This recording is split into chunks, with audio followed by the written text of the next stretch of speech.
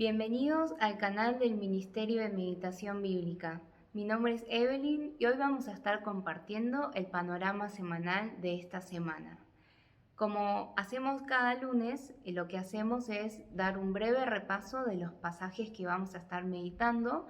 Pueden consultar el calendario de meditación bíblica en nuestra página web y lo que vemos son algunos puntos que nos parecen importantes tener en cuenta o considerar para nuestra meditación personal. Hay algo que no nos cansamos de repetir en cada uno de los videos y es que la razón por la cual preparamos estos materiales y todos los demás recursos y actividades que realizamos tienen el propósito de que cada persona se acerque a la palabra de Dios. Es decir, que nuestro objetivo no es simplemente que miren y escuchen este video y que aprendan o que se lleven algo que quizás no sabían o algo que les queda para reflexionar, sino que lo importante es que estos videos, por ejemplo, acerquen a cada uno de ustedes directamente, uno a uno, a la palabra de Dios. Ese es nuestro objetivo más grande y por eso no nos cansamos de repetirlo y hoy también quería volver a decirlo. Así que realmente esperamos que el Señor nos acompañe en estos minutos que vamos a estar compartiendo brevemente, viendo algunos puntos importantes y que esto nos anime a la hora de meditar personalmente, uno a uno, la palabra de Dios. Esta semana entonces vamos a estar meditando Lucas, capítulo 14, versículo 25, hasta el capítulo 17, versículo 10. Y hay una cosa muy importante que creo que tenemos que considerar, especialmente en esta semana. No sé qué tipo de Biblia tienen ustedes. Yo tengo una Reina Valera 1960 que marca las palabras de Jesús en rojo. Y si ustedes tienen una Biblia ahí, espero que la tengan, pueden rápidamente hojear, no leer, sino simplemente visualmente ver del capítulo 14, versículo 25, hasta el capítulo 17, versículo 10. ¿No? Pueden simplemente mirar visualmente qué es lo que nos llama la atención. Bueno, si tienen una Biblia que tiene las letras de Jesús en rojo, van a ver que está casi todo en rojo. Casi todo en rojo. Y como en el calendario de meditación nosotros vamos meditando parte por parte, es decir, meditamos entre 7, 10, 15 versículos por día, a veces, por ejemplo, un día nos va a tocar leer una porción que está entre medio de algo que Jesús ya dijo y algo que Jesús va a decir después. Es algo muy obvio lo que estoy diciendo, ¿no? Pero realmente va a ser importante que tengamos en cuenta en qué contexto está pasando lo que ocurre cada día. Obviamente que lo que deberíamos hacer es leer todos los días. Entonces eso nos va a dar un hilo conductor mucho más certero. Pero aún leyéndolo todos los días, a veces nos podemos confundir. Así que es muy importante en esta semana tener en cuenta a quién le está hablando Jesús y por qué, a quién. Así que en este panorama les voy a decir a quiénes le está hablando Jesús en estos pasajes que nos corresponden y habla a 4 tipos de personas. En el capítulo 14 Jesús le habla a esas grandes multitudes que le están siguiendo. Luego en el capítulo 15 vamos a ver que se acercaban a Jesús los publicanos y pecadores, pero son los fariseos y escribas los que murmuraban diciendo, uy, recibe a pecadores, come con pecadores, y lo que va a decir Jesús está dirigido hacia esos fariseos y esos escribas. Entonces ese es el segundo grupo de personas. El primer grupo eran las multitudes, el segundo grupo son esos fariseos y escribas que murmuraban diciendo que Jesús recibía a pecadores y comía con ellos. En tercer lugar, en el capítulo 16, alrededor del versículo 14, vamos a ver que habla acerca de los fariseos avaros que estaban escuchando lo que Jesús dijo antes del versículo 14 Y lo que dice del versículo 15 al 31 está dirigido entonces a este tercer grupo de personas que son los fariseos agaros. O sea, es como un poco más específico, ¿no? Y por último, en el capítulo 17, Jesús comienza a hablarles a los discípulos. Es importante que tengamos esto en cuenta y vamos a ver algunos ejemplos para entenderlo. Bueno, entonces, primer grupo, grandes multitudes. Segundo grupo, los fariseos y escribas que murmuraban. Tercer grupo, los fariseos avaros. Y cuarto grupo, los discípulos. Entonces, si entendemos mejor qué es lo que está pasando en ese contexto, a quiénes les está hablando Jesús y por qué lo está haciendo, vamos a correr menos riesgo de malinterpretar algunos pasajes. Porque vamos a ver a lo largo de esta semana que vamos a ver que Jesús dice algunas cosas que nos pueden parecer un poco extrañas o que hasta nos parecen que no son muy cristianas. Pero si entendemos a quién les está hablando, de qué manera les está hablando y por qué lo está haciendo, eso nos va a ayudar mucho a entender el por qué. Bueno, en primer lugar hablábamos de las grandes multitudes que le seguían. Y vamos a ver cómo habla Jesús a ellos. Dice que Jesús se vuelve a ellos y empieza a decir un montón de cosas desalentadoras. Habla acerca del costo de ser el discípulo de Jesús. O sea, Jesús ve a todas esas multitudes y en vez de animarlos o en vez de hacer cosas para que esa multitud crezca aún más y su fama crezca aún más, Jesús va directo al grano, ¿no? Y les dice, por ejemplo, si alguno viene a mí y no aborrece a su padre y madre y mujer e hijos y hermanos y hermanas y aún también su propia vida, no puede ser mi discípulo. Entonces, ¿qué pasa? Si nosotros solamente leemos ese versículo, podríamos interpretar que Jesús es un divisor de familias.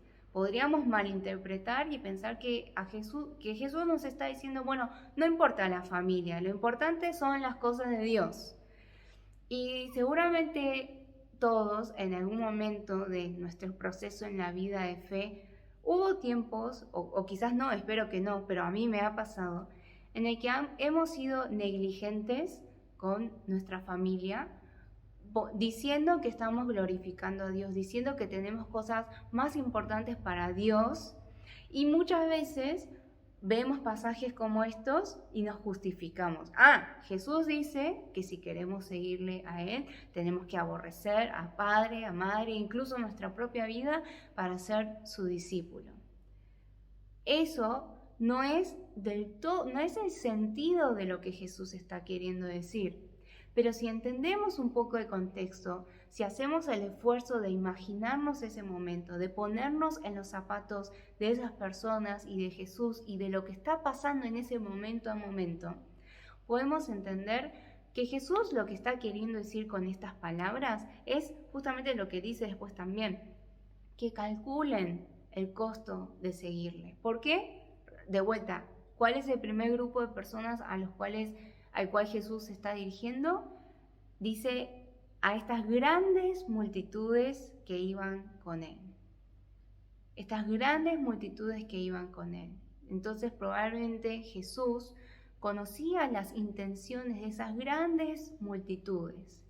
Y no es que no quería que ellos sigan a Jesús, pero Jesús les estaba dejando muy en claro cuál es el costo de seguir. O sea, les estaba, creo, tratando de decir, no me sigan por seguir, no me sigan porque soy algo que está de moda, no me sigan porque piensan que va a pasar esto o lo otro. Seguirme realmente lo que implica es tomar cada uno su cruz. Así que calculen el costo. Y quizás Jesús, para dar un impacto a eso esencial que quiere decir, está diciendo cosas fuertes, está diciendo cosas intensas. Es por eso que necesitamos entender a quién le está hablando y por qué lo está haciendo, ¿no? Eso es un ejemplo. Otro ejemplo que quería presentar, que me parece uno muy importante, es lo que aparece en el capítulo 15, ¿no? Que se acercaban a Jesús estos publicanos y pecadores, y ahí estaban los fariseos y escribas, que ya vimos de los pasajes anteriores, que se creían re justos, se creían mejores que los demás, se creían perfectos. Y por eso murmuraban diciendo, este Jesús recibe a pecadores. Jesús come con pecadores. O sea, los fariseos y los escribas, al decir eso, ¿qué es lo que ellos piensan acerca de sí mismos? Ellos pensaban, nosotros somos justos, somos perfectos, nosotros no somos pecadores. Pero aparte de eso, no solamente no se creían pecadores, sino que se creían mejor que los demás, mejor que esas personas que ellos consideraban que eran pecadores. En ese contexto, Jesús da las siguientes parábolas. Por ejemplo, y son parábolas que conocemos muy bien en el ámbito eclesiástico. Por ejemplo, las parábolas de las 100 ovejas, ¿no? Las 99 y esa sola oveja que se había perdido. Y bueno, dice, ¿qué hombre de vosotros, teniendo 100 ovejas, si pierde una de ellas, no deja las 99 en el desierto y va tras la que se perdió hasta encontrarla? Y cuando la encuentra, la pone sobre sus hombros gozoso. Y al llegar a casa, reúne a sus amigos y vecinos diciéndoles, gozaos conmigo porque he encontrado mi oveja que se había perdido. Os digo que así habrá más gozo en el cielo por un pecador que se arrepiente que por 99 justos que no necesitan de arrepentimiento. Yo sé que conocemos muy bien esta parábola y muchas veces cuando incluso enseñamos o hemos escuchado hablar acerca de esta parábola, ¿en quién ponemos el foco? De las 100 ovejas, ¿ponemos el foco en las 99 o en esa oveja que se había perdido? Generalmente ponemos el foco en la oveja perdida, ¿no? Y mucho énfasis se da acerca de cómo Jesús viene a salvar a los perdidos y cómo nosotros éramos los perdidos. Y eso obviamente es correcto, obviamente eso es lo que dice el texto. Pero si nos sumergimos a lo que está pasando en ese momento, claramente podemos entender por qué Jesús está diciendo esto, por qué Jesús está contando esta parábola. Jesús no está contando esta parábola para referirse tanto a la oveja perdida. O sea, sí, también, no estoy diciendo que no. Pero está tratando de decirle algo a ¿quiénes? A esos fariseos y esos escribas que se pensaban que no eran pecadores. Entonces, este mensaje, cuando nosotros lo leamos, quizás es difícil porque cuando meditamos queremos siempre ponernos en el lugar de aquel que recibe la misericordia, aquel que es perdonado por Dios, y bueno, no los puedo culpar por eso, pero en realidad Jesús está dando esta parábola. ¿Por qué? Porque los fariseos y los escribas estaban murmurando esto. Así que te quiero invitar a que en esta semana, cuando leas, por ejemplo, el capítulo 15, lo leas poniéndote en el lugar de los fariseos. Y creo que te puedo asegurar bastante que si te pones en el lugar de los fariseos y lees, por ejemplo, el relato del hombre que tenía 2 hijos, el mayor y el menor, que se gasta todos los bienes y luego vuelve, que también, ¿cómo llamamos comúnmente a ese relato? El relato del hijo pródigo. Y de vuelta ponemos el enfoque en aquel hermano menor que gastó todos sus bienes y hizo todas las cosas mal, realmente deshonró a su padre y volvió y es perdonado. Pero de vuelta, ¿en qué contexto se está dando este relato? En que esos fariseos y esos escribas se creían más justos, más perfectos y no se creían pecadores. Por eso, esa caracterización que dice Jesús, por ejemplo, en el versículo 7, dice, ¿cómo habla acerca de los 99? Dice 99 justos que no necesitan arrepentimiento. Bueno, ¿eso era verdad? ¿Realmente los fariseos eran justos que no necesitaban arrepentimiento? No, todo lo contrario. Y de vuelta, en el otro relato, cuando habla del hermano mayor, ¿qué es lo que el hermano mayor le reprocha al padre cuando ve que hacen un gran banquete para ese hijo menor y se enoja? Y en el versículo 29 le responde al padre diciendo: he aquí, tantos años te sirvo, ¿sí? Tantos años te sirvo. Segundo, no habiéndote desobedecido jamás, no habiéndote desobedecido jamás, y nunca me has dado ni un cabrito para gozarme con mis amigos. Además, otro dato de color dice que este hermano mayor venía del campo, o sea, venía de trabajar, realmente venía de trabajar. Había estado años sirviendo a su padre y según él, nunca jamás le había desobedecido. Entonces, como pensaba en su propia justicia, no podía alegrarse por la salvación de su hermano menor. De vuelta, entonces, este relato, tratemos de hacer el esfuerzo de no ponernos solo en el lugar del hermano menor que vuelve, de esa oveja perdida, de esa dracma que se perdió. Pongámonos en el lugar de los fariseos y los escribas. Y realmente si lo hacemos así, es mucho a lo cual nos desafía a Dios a través de este relato. En especial, realmente creo que en especial a las personas que quizás vienen meditando desde hace muchos años. Porque un peligro en el cual podemos caer es creer que sabemos más, que conocemos más, que tenemos más razón, que nuestras razones están más justificadas que las de los demás. Podemos caer en el peligro de pensar que somos menos pecadores que los demás. Es por eso que es tan importante que meditemos la palabra de Dios, que entendamos el contexto y entendamos qué es entonces lo que Dios quiere decir a nuestras vidas. Y quiero animarnos a que por más que duela, por más que penetre todo su ser, que podamos disponer nuestro corazón a esa espada. Lo mismo pasa con el tercer grupo de personas a quienes se dirige Jesús, que es a los fariseos avaros, ¿no? Y habla mucho acerca de las riquezas, de la administración de los bienes, y de vuelta en ese contexto está el relato del rico y Lázaro. Y después, por último, en el capítulo 17, que es de lo que nos toca esta semana, vemos que Jesús habla a los discípulos. Y también Jesús, pensemos por qué Jesús le dice lo que les dice. Y qué es lo que Jesús veía detrás de lo que los discípulos decían. Por ejemplo, en el capítulo 17, ellos dicen: aumentanos la fe.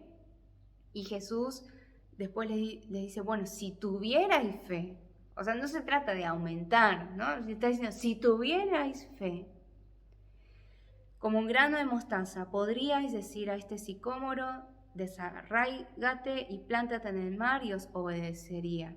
Y después parece que dice algo que no tiene nada que ver con lo que venía diciendo, pero habla acerca de un siervo que viene del campo y de trabajar, y dice que, que cuando uno hace lo que tiene que hacer, no tiene que esperar que el amo le diga: uy, muy bien, aplauso, gracias por hacer lo que tenías que hacer. No es así, y por eso Jesús dice al final: así también vosotros, cuando hayáis hecho todo lo que os ha sido ordenado, decid: siervos inútiles somos, pues lo que debíamos hacer hicimos. ¿Qué era lo que Jesús veía detrás de esas palabras de los discípulos? ¿Por qué ellos querían aumentar su fe? Jesús está diciendo: ni se les ocurra pensar que van a recibir algo más por aumentar su fe. Simplemente tienen que hacer lo que se les ordena hacer. Y eso también nos confronta a nosotros. ¿Por qué quiero conocer más a Dios? ¿Por qué quiero meditar más la palabra de Dios? ¿Por qué quiero profundizar en mi conocimiento de la palabra? ¿No hay quizás algo que yo estoy esperando como una recompensa extra? ¿Soy realmente una persona que se contenta con haber hecho lo que Dios me ordenó que haga, sin esperar nada más a cambio? Bueno, son muchas preguntas, muchas reflexiones intensas que vamos a poder hacer a lo largo de esta semana y de vuelta vuelvo a repetir, tener en cuenta, si nos toca un pasaje en el cual todo está en rojo, hagamos el trabajo de unos segundos de mirar adelante a quién le está hablando, qué es lo que está pasando para refrescar nuestra memoria y así que nuestro tiempo en el Señor y en la palabra del Señor pueda ser fructífero y provechoso. Los animamos y esperamos que el Señor nos acompañe también en esta semana en su palabra. Bendiciones.